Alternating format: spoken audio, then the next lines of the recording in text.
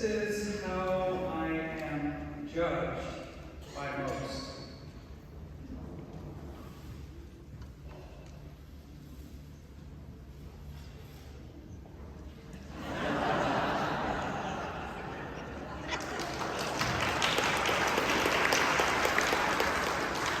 I am judged as a tinfoil hat, far right-wing, radical, subhuman nitwit.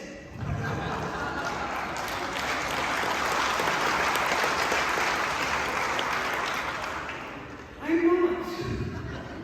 I am a very, very proud moderate, but nowadays that is far right-wing, radical, subhuman nitwit.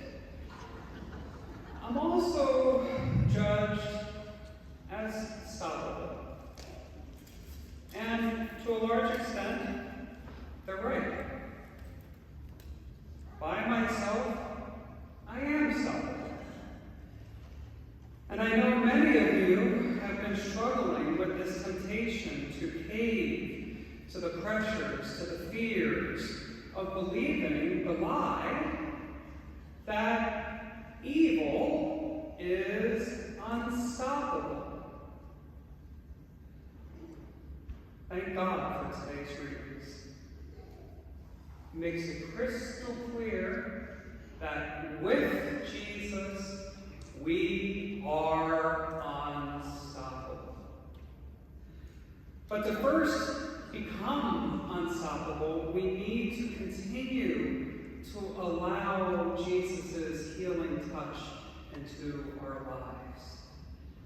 That is the single most profound lesson I gained from my spiritual director, the priceless treasure of surrender. It's not a bad thing, it's the best thing, because we truly allow Jesus to more gradually, completely, forever free us from everything that keeps us down. Our sins, our habits, our fears, our traumas, our judgment. That's the big one. Judgment.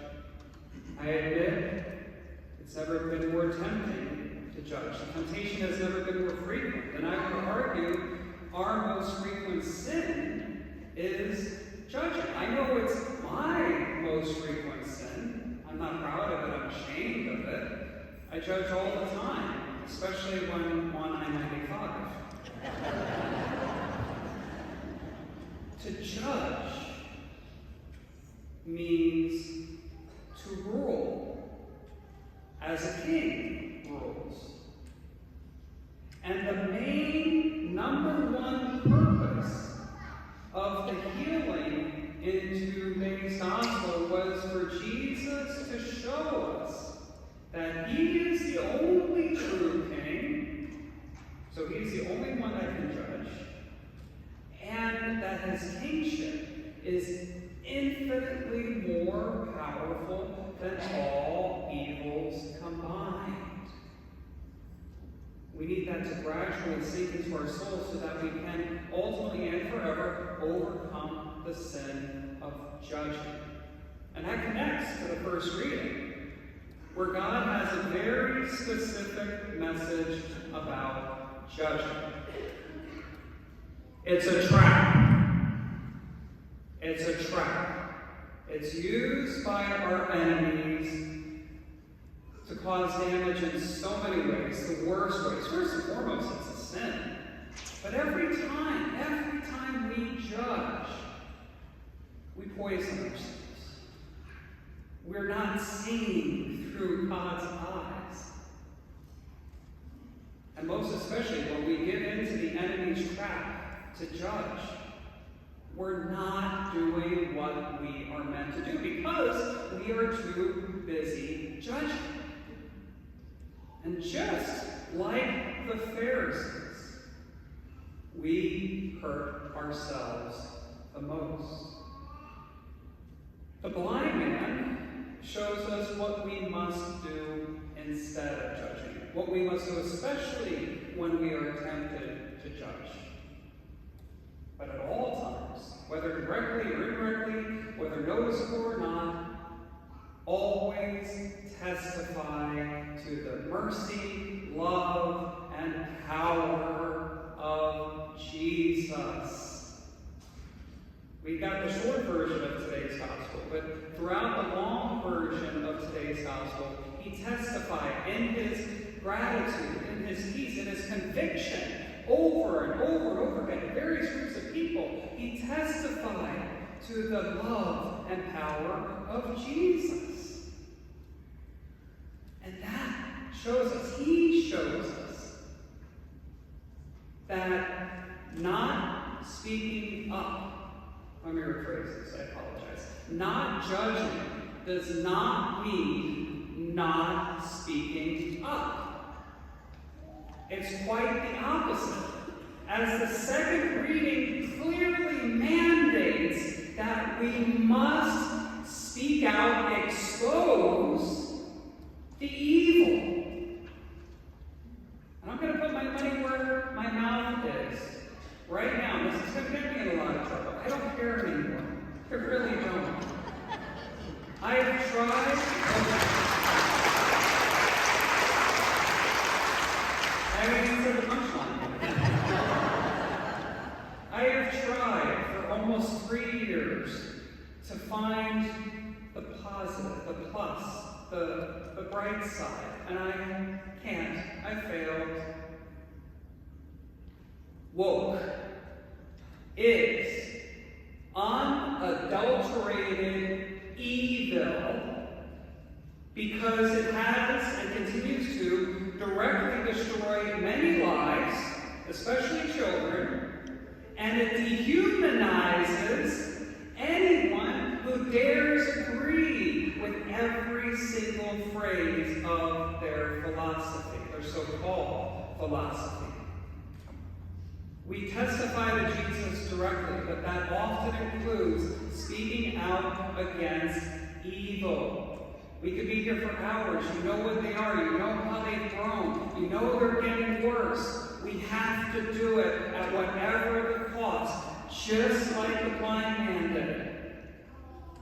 And just like the blind man, we may have to suffer greatly for speaking out against evil. The blind man, just like we may be, he was slandered as a sinner. He was thrown out of the temple. That was considered a fate worse than death. That meant excommunication. We may be slandered. We have been slandered. We may face a lot worse. We may be excommunicated from our communities in various ways. But even if we're not arrested or something grandiose like that, we can never, ever take our focus off proclaiming Jesus first and foremost. Don't even let them provoke you in the smallest of ways, because we don't have a moment to lose. And for the faithfulness of the blind man who continued to proclaim Jesus in spite of the difficulties, in spite of the rejection, in spite of the short-term pain, because of that faithfulness, Jesus was able to gift him something far better than physical sight. He was able to gift him that spiritual insight that made him see things perfectly clear. It's lost to the translation.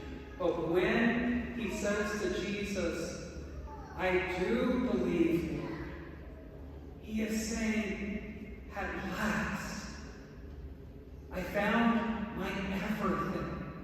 I have everything. I'm home. My biggest, worst misconception of Jesus throughout my life was thinking that he was a consolation prize. Like everybody gets a trophy, everybody gets Jesus. Nothing is further from the truth. Again, gradually to grow more deeply into your relationship with Jesus. Am I gradually striving to refine your focus, keep your focus on all the moments and all the temptations and all the provocations and all the difficulties? Jesus will refine your vision like you never thought possible in all eternity. Where you will truly realize from your heart how you are loved as if you were the only how Jesus has come to our rescue in the most creative, beautiful, loving ways over and over all the blessings. He showers us with all the blessings he wants to shower us with. But that he is our all and all. There's no secret. The evils have gradually grown stronger and stronger, and exponentially so. Which is why we must gradually allow Jesus to heal us more and more completely. We must gradually, courageously, consistently profess and proclaim Jesus and speak out against the evils that seek to attack him. And we must gradually allow Jesus to refine our vision so that we no longer shortchange ourselves, our happiness, our purpose. And that by gradually doing so more and more, we all gradually become unstoppable.